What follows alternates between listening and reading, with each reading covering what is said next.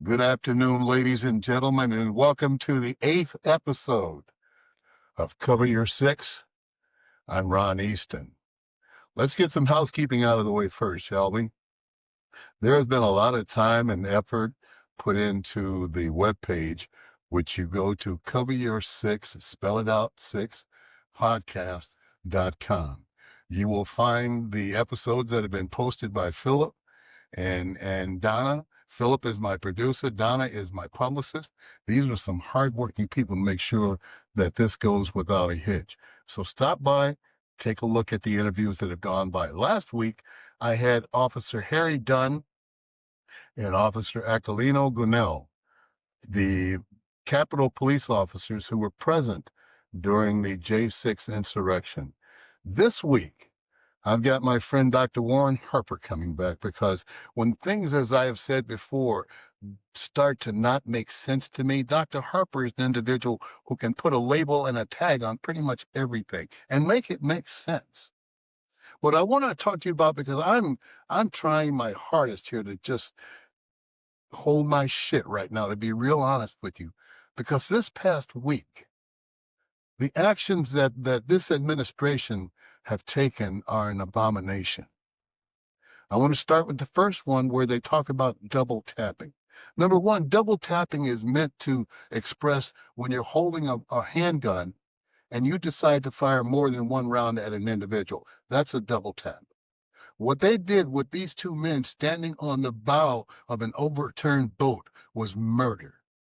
Okay? Let me say that again. It was murder. It is against the law. It was an illegal order that was given and received. Now, Tom Cotton, the little pencil neck senator from Arkansas, who has been in the military, so he knows better.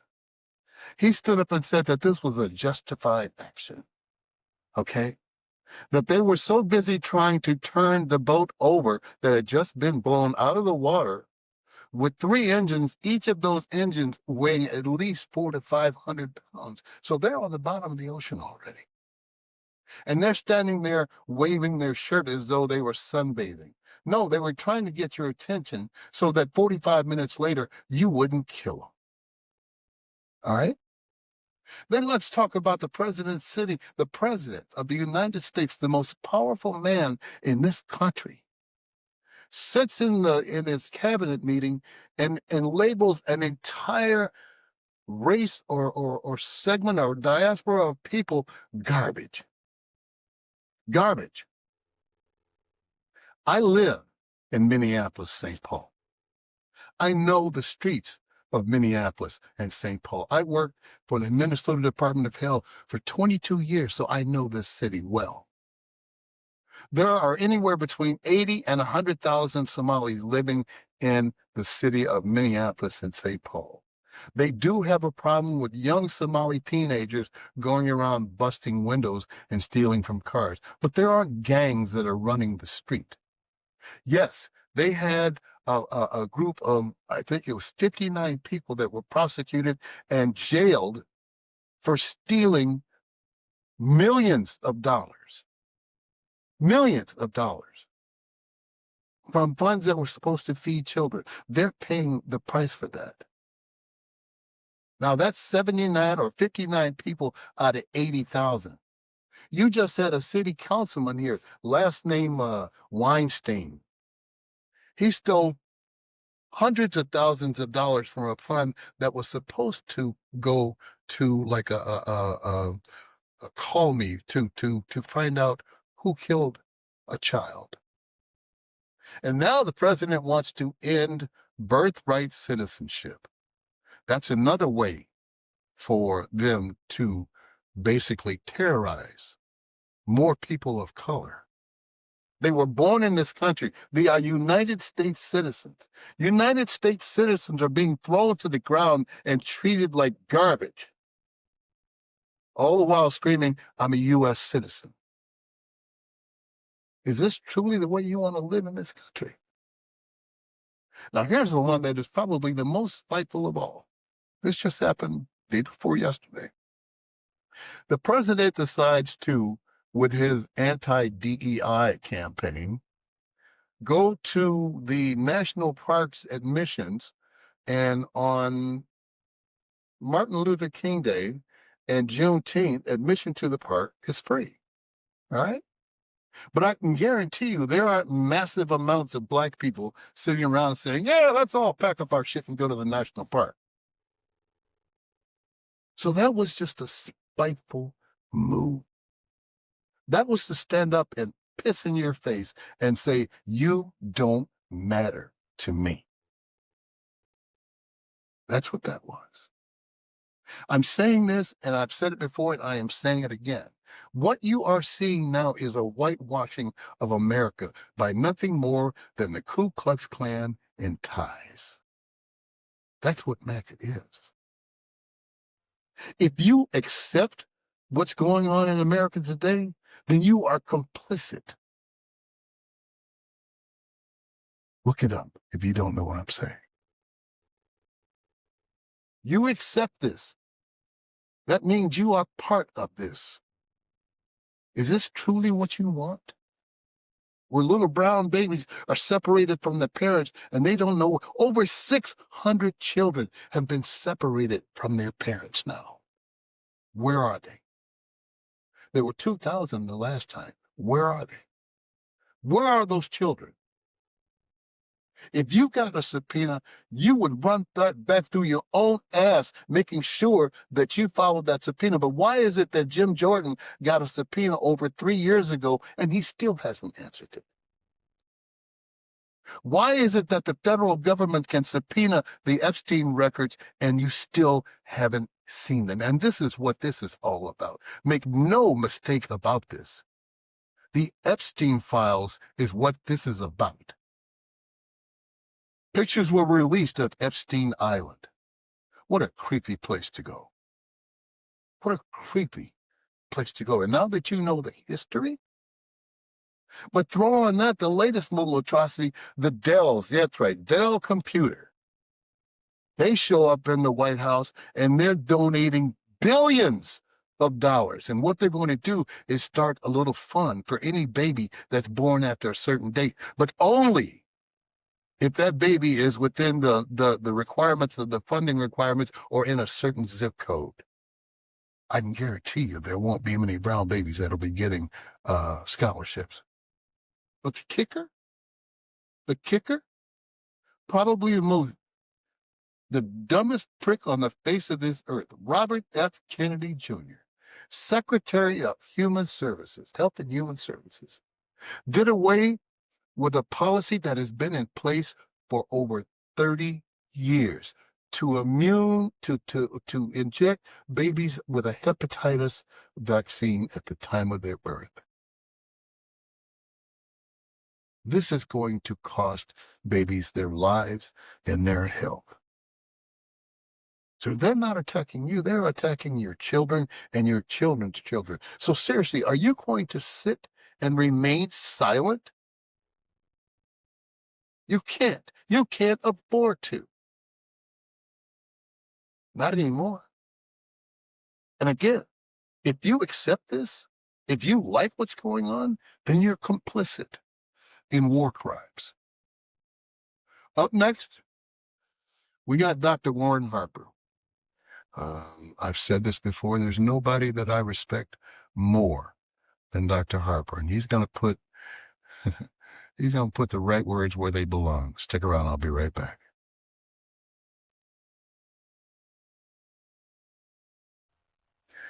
Ladies and gentlemen, welcome back to Cover Your Six. I'm Ronn Easton, and as I have mentioned before, in a world of crazies, when things just make no sense to me, and it starts to disrupt my lifestyle, the person that I depend upon most is Dr. Warren Harper, noted psychologist out of the state of Tennessee, and I'm proud to say a friend. Dr. Harper, how are you, sir? Ron, I'm doing great, and I'm so glad to be on the program again this evening. You had a specific topic that you wanted to speak about, and I was so happy when you did. Explain mental illness associated with the Trump Derangement Syndrome. Oh, You know, As a mental health professional for over 50 years now, it really appalls me the lack of attention this particular phenomenon had, not only in Tennessee, because I didn't hear much about it, but I know Minnesota, it came up in a bill, and I'll talk about that briefly. The fact that the mental health professionals stood by and allowed this to kind of grow to a certain extent before oftentimes it was shut down. The fact that they would come after people trying to make a diagnosis out of a political situation that they're in and use that diagnosis to potentially place people in psychiatric hospitals, forcing to take medications and things like that. It could have come to that. And it still may come to that because, as I'll point out, this has happened before. And, for some reason, again, the mental health profession should have jumped on this immediately and basically made sure that the politicians did not have their way, which they had their way to a certain extent. Now, I think it's important to understand that what we're talking about here is we're referred to as the Trump Derangement Syndrome. Trump Derangement Syndrome. Now, you would think about that. If you're deranged, you're out of touch with reality. You don't control your emotions. You don't control your behavior. You have episodes of rage and what have you. And they're saying that there are some people that manifested Trump Derangement Syndrome, and it was the people who, like me and you, were people who were free thinking, loving, caring, humanistic people. But for some reason, we've lost our mind. And that the people who are the Trumpists and the Trumpers, they're the ones who are rational, and they're the ones who are thinking clear, and they're the ones who have emotional composure. But for some reason, the ability of Trump has basically invaded our psyche and causes us to be unstable. Now, what I think is interesting, and let me read just a little bit of this. Please. There is a bill, H.R. 3432, which was introduced by the Republican Representative Warren Davidson of Ohio, which would direct the National Institutes of Health to study. They want to study this, something that didn't exist, but to study, quote, Trump Derangement Syndrome, which they say is a toxic state of mind of those who are exhibiting signs of this disorder. Davidson further indicated that this study was justified due to the fact that Trump Derangement Syndrome has divided families, the country, and led to nationwide violence, including 2 assassination attempts on Trump. Now, the bill defines Trump Derangement Syndrome as a behavioral or psychological phenomenon characterized by intense emotional or cognitive reactions to Donald Trump, his actions, and his public presence. Other definitions are Trump Derangement Syndrome is a derogatory term used to describe a form of toxic criticism, which is what it is, and negative reaction to the President Trump's statements and political actions. And one simple definition is that it is hatred of Trump so intense that it impairs people's judgment. Now, it's interesting, whereas Trump's behavior is so disturbing to us, where we become psychotic. That's what he's saying, that we become psychotic, all right? Versus we become aware of the fact that he's trying to run game on us and trying to make us think that normal is not normal anymore, and that his and their normal is what is actually normal. Now, what concerns me quite a bit is that in the state of Minnesota, you had a bill put forth by state senators to classify Trump Derangement Syndrome, quote, as a mental illness and incorporate it into the state's legal definition. It didn't work, but they were going that far as to basically politicians now, not medical experts. The politicians wanted to push a diagnosis of Trump Derangement Syndrome into the nomenclature of the Diagnostic and Statistical Manual of the American Psychiatric Association. They thought they had that much firepower to do that without any kind of investigation of what was going on. Now, Minnesota claimed that the symptoms of this are hysteria and the inability to distinguish between legitimate policy differences and signs of psychic pathology in President Trump. It's also paranoia, also intense verbal hostility towards Trump, also aggression and violence, and towards Trump and his supporters, as if we were the ones that were attacking them on January 6th.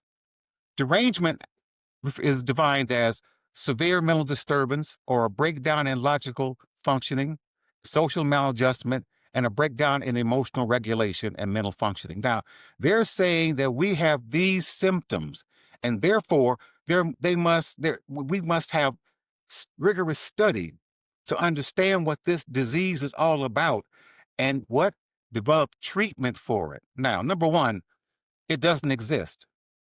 So you're trying to get your legislature and the politicians in general, Republicans, politicians in general, to basically devise this lie about us being mentally ill because we protest, which is our right, and because we get loud and because we get emotional about it, that there's Hmm. something psychological wrong with us to the point whereas we may need to be hospitalized and forced to take medication, which is insane. Now, furthermore, when you look across the board in terms of Trump derangement syndrome, there are other symptoms: irrational opposition to political figure, a loss of sanity or inability to think rationally, emotional and cognitive disruption, again, paranoia, overwhelming, uncontrollable panic and fear or excitement, leading to irrational behavior, and verbal hostility towards President Donald Trump. Anyone that would not be hostile, suspicious of his motives, and questioning the reality of anyone that's behind him would be insane. And obviously, what they're trying to do is twist this around to make us think that something's wrong with us for being normal, and therefore we need some kind of counseling. Now, this isn't the first time this is done. It was also done when they had Obama derangement syndrome. Didn't know about that. Oh Didn't yeah. know about that. It was done before then. In the 1970s and 1960s during the civil rights movement, there were psychiatrists who were focusing on Black males, and they came up with a diagnosis called protest psychosis. The fact that they were protesting meant that they were schizophrenic. Check it out.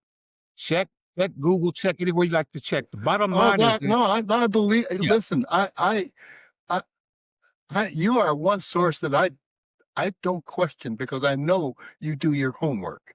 and believe me, I wasn't stopping because you were laughing. I was stopping to give you a chance to laugh because when I first saw that and saw that back in the 60s, I would have been put in a straitjacket because Thank I you. was protesting along with other civil rights leaders or representatives in the Yeah. streets of Chicago.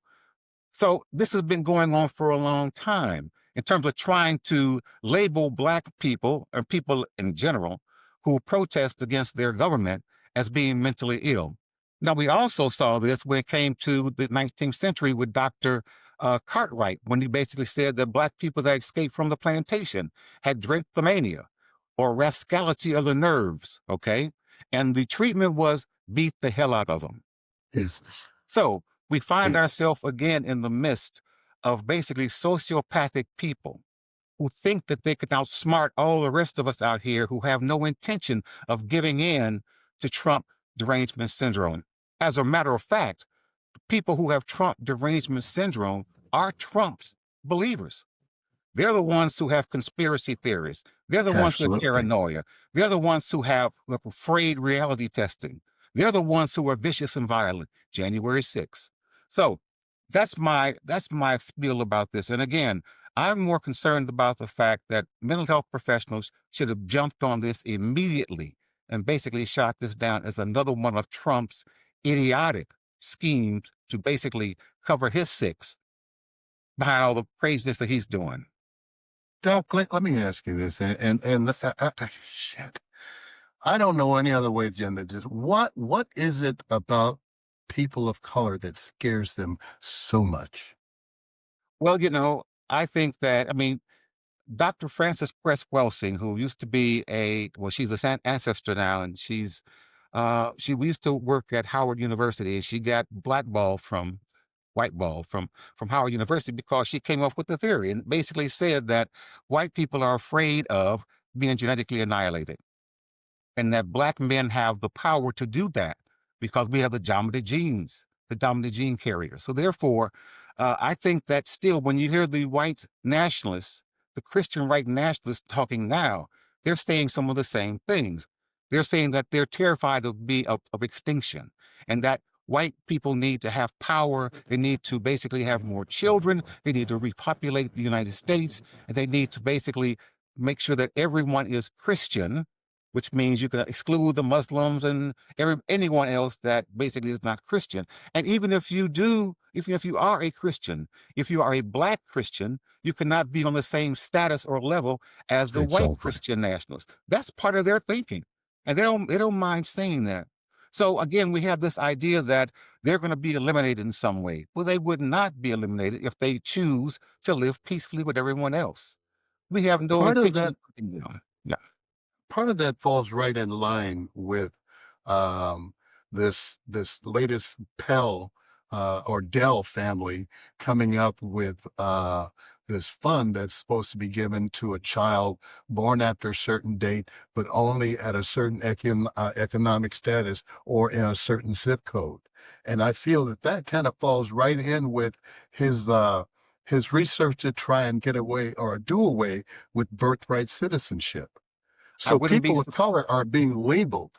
yeah, I wouldn't be surprised. Also, months ago, he was talking about paying people, women, to have children. Okay. And he really wasn't talking to Black women. He was talking No, to white women, totally, to have children, and he would compensate them in any way that he can.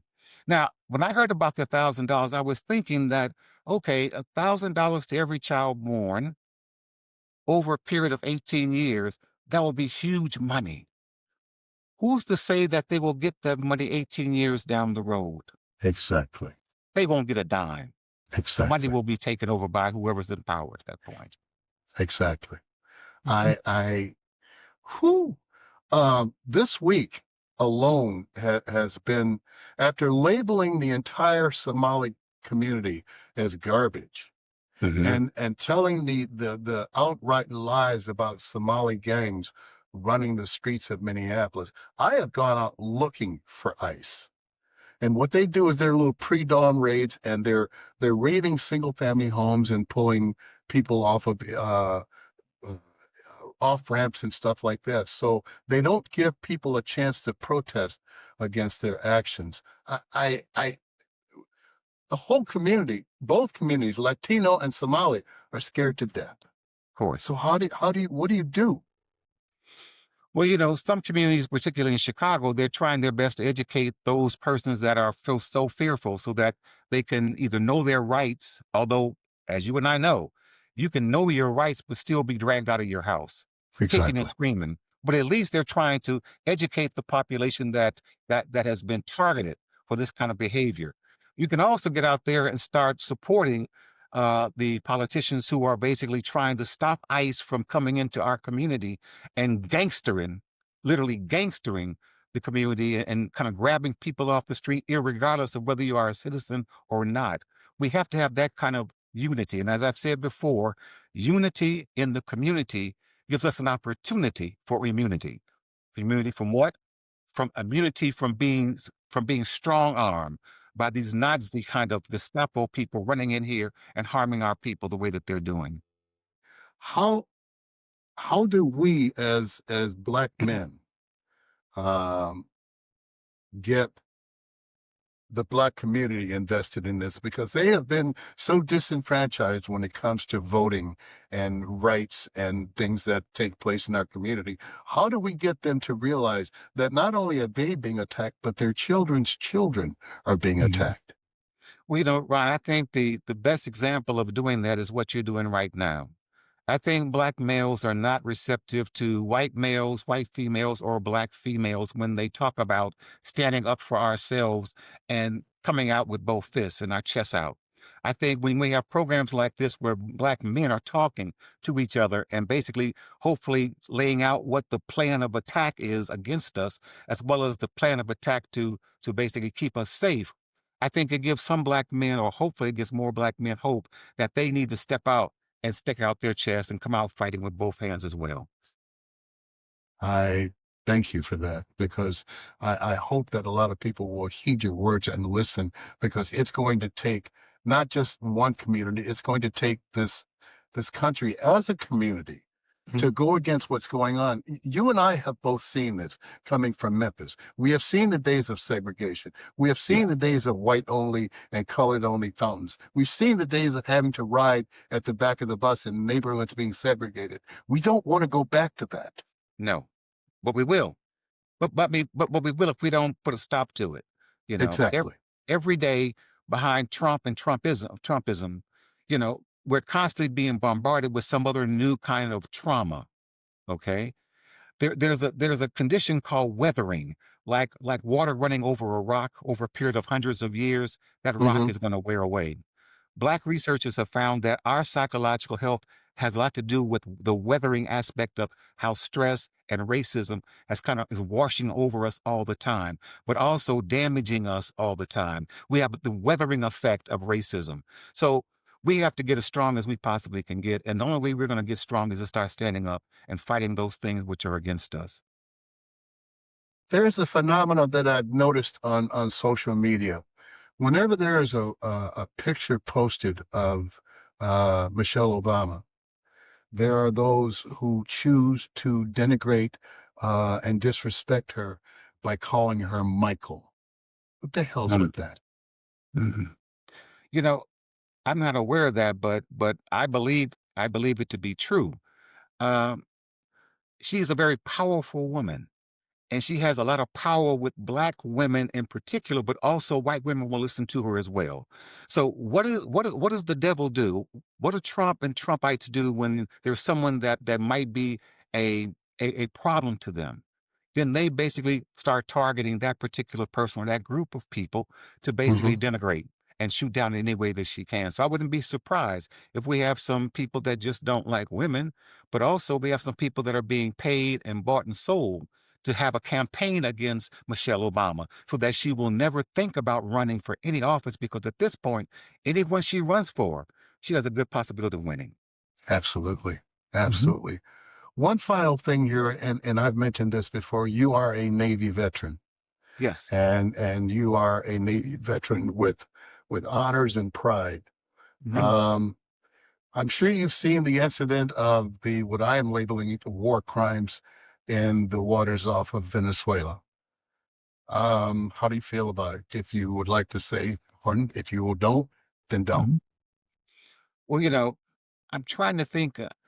I spoke a little bit about that, I believe, this past week or a week or so ago. Uh, I think it is a war crime. Clearly, it's a war crime. I think that the Secretary of Defense, which he is not the Secretary of War because it takes Congress to make that determination, it is still the Secretary of Defense. See, again, they twist everything, and see, once they twist it, they think that you're going to just automatically jump and obey in advance.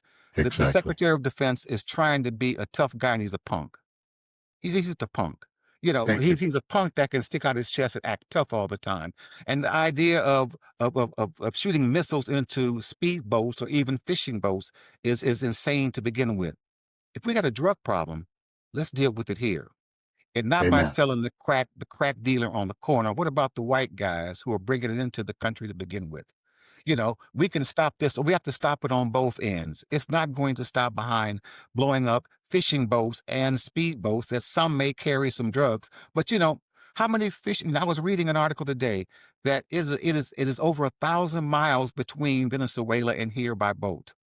There is no boat that can do that Yeah. without having to stop numerous times to get to refill for gasoline and what have you. So Yeah. evidently, those boats that aren't coming to here, they're going somewhere else. And some of them Hmm. are fishing boats to begin with. And so if that's the case, maybe we need to pay the authorities in those other countries that the boats are going to intervene and stop the drug from coming into their country. We stop it from coming in over here. We deal with some of the people who are manufacturing it and growing it over in the country of origin. And then we have a plan in place. But blowing up everything is just him trying to show everybody that he's got some testicles and they're not really there. Amen. Last question, Doc. We're coming into the holiday season, and I'm not gonna lie. I'm one of those folks that I'm not real wild about it. And I've got my reasons, but there are a lot of folks who suffer from seasonal affective disorder Oh, this time of yes. year, especially. Any words of wisdom or anything that they might do to kind of stave off those feelings? Well, my first encounter with seasonal affective disorder was when I was stationed in Iceland, where we have 3 months out of a year where it's total dark, and the rest of the year it's total light. And so the bottom line is that yes, people became more depressed during that particular time. But in Iceland, on base at least, we were constantly moving. We were at the gymnasium. We had movies every night. Although it was dark in the morning and dark in the evening, we still went to our jobs. We had Hmm. blackout curtains and what have you. We don't have that here outside the military. So it's going to be up to us to basically become aware of seasonal affective disorder, which is a psychological condition associated with darkness or the colder season of the year, and start to develop other strategies like having more light in the room. Okay? Because one of the treatments for seasonal affective disorder, not medication, don't get away from that. It was to be in a room that has a lot of light in it, because I can't get into all the details, but bottom line is that the light tends to go into the eyes and therefore it tends to energize the brain and what have you. Hmm. An easy way of saying that. But we have to basically stay active during that time as well, because our bodies need to not slow down because it's night all the time. We have to maintain that same pattern of behavior where you get up in the morning, and if you're into exercising, you go jogging or you do whatever you have to do. And you have breakfast at a particular time, lunch at a particular time, come home and have dinner, then go to the gym or go see a movie or go jog, go walk or whatever. Keep your body active and moving so that doesn't matter what the time or day is. It basically is the fact that your body is regulated to what it needs to do to stay healthy. Dr. Warren Harper, once again, I am in your debt. I Anytime. am totally in awe of you. I'm not gonna lie, man. I'm a fan because Thank you. you approach things with such a common sense direction that it couldn't help but make sense. And you don't spend a lot of time sugarcoating. You're not like any other psychologist I've ever seen. You are the real deal, my friend.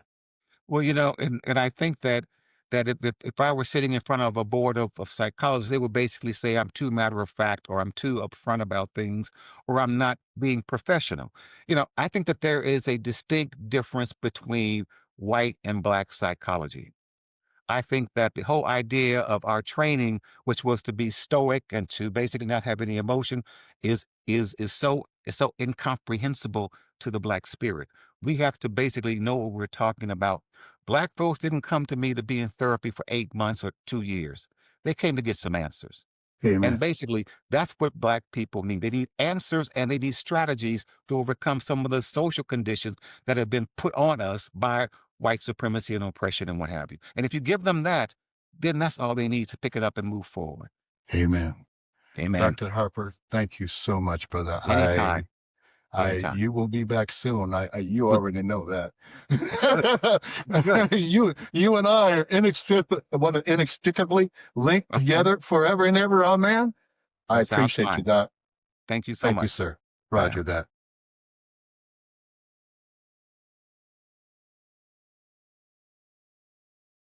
Ladies and gentlemen, this week, my Ring of Honor recipient is the person who is most responsible for me being here. This is one of the most giving, one of the most loving individuals that I have ever experienced in my life. This is the individual that taught me that when you walk in a room, you walk in like you own that room. You throw your shoulders back, you keep your head up, and you walk in with a sense of pride.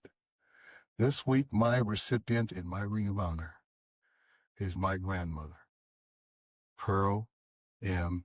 Evans, or better known as my dear. Was a tolerant woman, but she played no games. She was not about a whole lot of foolishness. She was a member of the NAACP in the city of Memphis, Tennessee.